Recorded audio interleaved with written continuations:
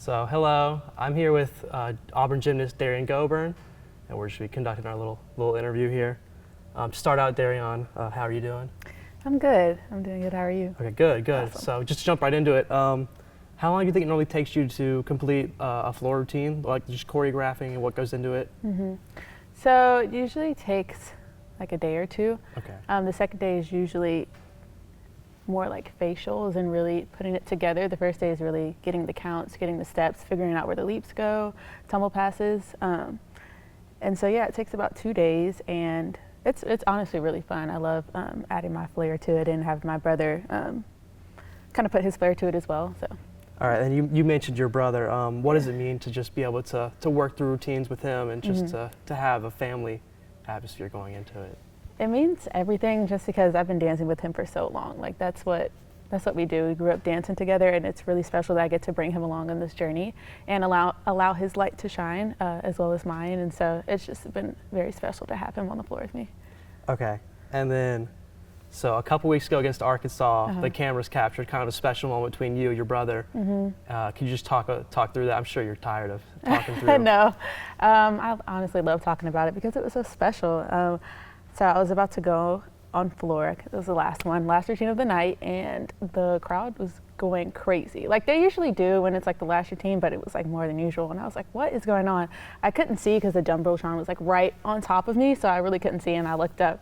And there my brother was just having the time of his life, and that is something that's normal to me. That's what he does when we go to grocery stores, like anywhere. He just dances. And so I'm so glad that he was able to just be there and show his presence, and Dawn as well, the other choreographer, and Dell, my brother's friend, and it was so much fun. It really made me like relax and kind of just let me know what I'm here for, and to just relax and have a good time. All right, and then what are your thoughts on Fisk University getting into collegiate gymnastics, and then can you just talk about how your routine is kind of a tribute to Fisk?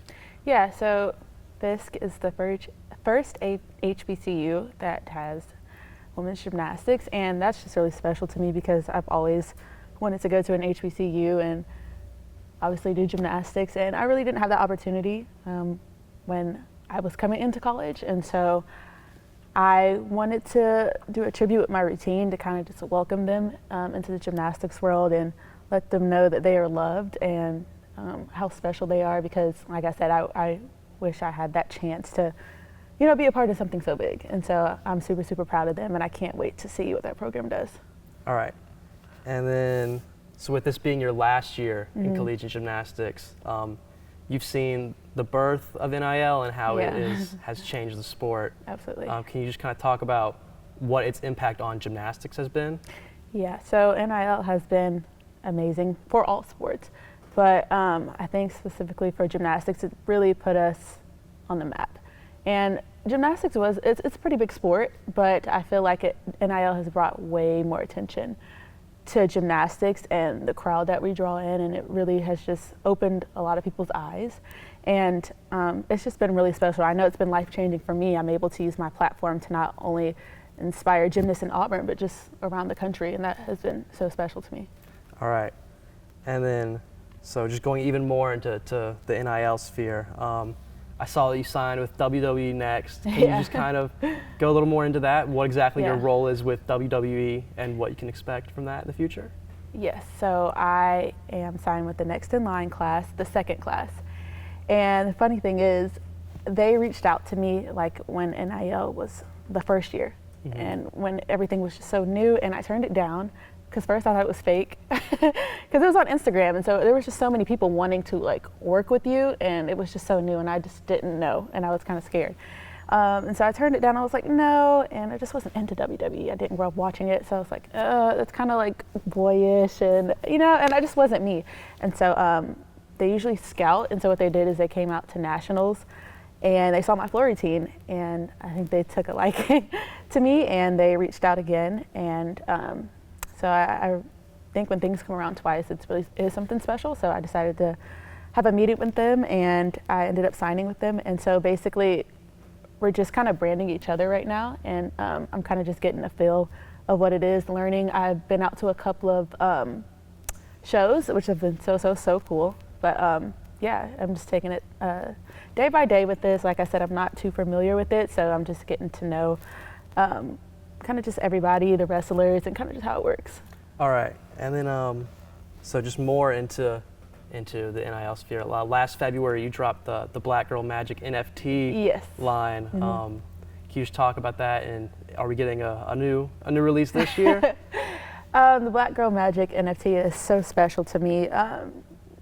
It's being a black girl in gymnastics is special to me because you don't really see that very often. You're seeing more of it. That's why it's so cool and it's so special to see Fisk University having a gymnastics team. But so basically my collection was just a bunch of black girls in the SEC or just in gymnastics, and kind of just pushing them out there to like sell their brand as well as mine, because I didn't want it to just be like me. I wanted to highlight other black gymnasts that were in college gymnastics. So that's kind of what it was about. And I don't really know if I'm going to come out with a second one, just because there's just been so much going on, and NIL, like you said, is just skyrocketed. So there's just other things that I'm working on, but it's definitely something I would think about, though. All right. So going back to just, I guess, you on the floor, is there a gymnast either on Auburn's team or a competitor that you just get really excited to see them perform on floor? On floor, okay, I like UCLA. I love to watch them perform. Their choreographer is like, she choreographs, I think for like celebrities and stuff. I'm not sure, I think she does though, but her name's VJ. And I just would love, I would love to work with her and have her like do my floor routine one day. I think that would be so cool. I mean, I'll be done after this year, but like, I don't know, if I had to pick someone to do my routine other than my brother, it would be VJ. And then, so I know you've talked a lot about being a role model. Is that a role that you kind of had to step into and get used to being a role model for young girls, or is that something that you were just comfortable right away? Yeah, I think it was just something that I had to step into. I didn't look at myself as a role model or like this big figure up until like last year, because like I said, gymnastics just blew up, especially with SUNY coming here, and there's just a lot of fans, and so people were really inspired by me. And for me, I just look at myself, I'm just regular Derrian, I'm just doing what I do every day, and I'm just chasing my dreams. And to know that helps people around the world, that helps people in the stands, and helps them to be inspired, and it's just an amazing feeling. So. All right. I would love to hear more about the environment that has been brought to Neville Arena over the past few seasons. Because it's crazy in there, I know. But as a gymnast, how it would affect you in your performance.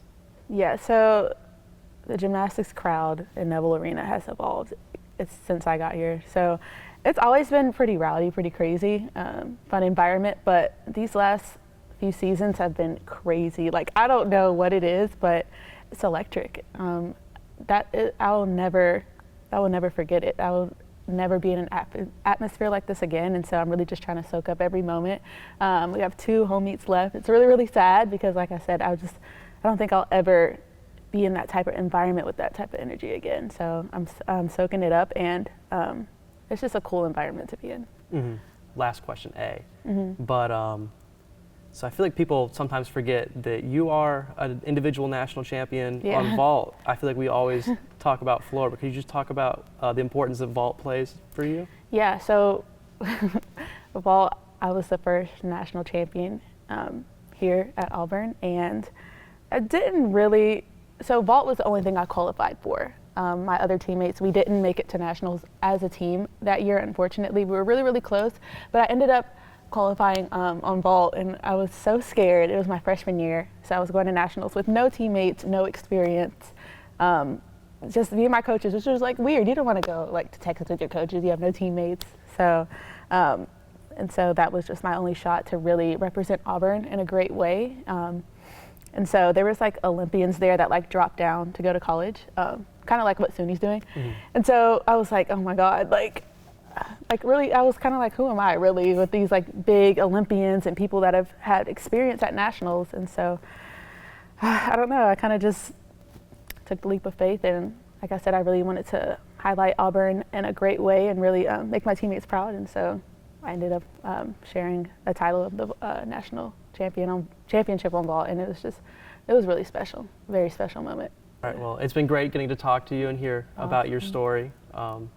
Just thank you. Thank you. Thank you for having me.